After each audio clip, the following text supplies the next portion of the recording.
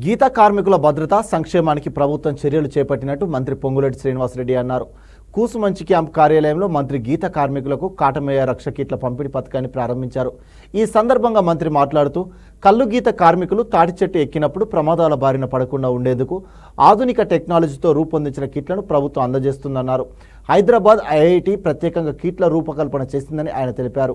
BC corporation, excise శాఖల ద్వారా తెలంగాణ కల్లు గీత కార్మికుల సహకార ఆర్థిక సంఘం హైదరాబాద్ సహకారంతో సేఫ్టీ కిట్లను లబ్ధిదారులకు అందజేస్తున్నట్లు మంత్రి అన్నారు. గీత కార్మికులను ఆదుకోవడానికి ప్రభుత్వం సిద్ధంగా ఉందని, వారిని ఆపద నుంచి కాపాడేందుకు ఐఐటి నిపుణులతో కాటమయ్య రక్షణ కవచం, సేఫ్టీ కిట్లను తయారు చేయించామన్నారు.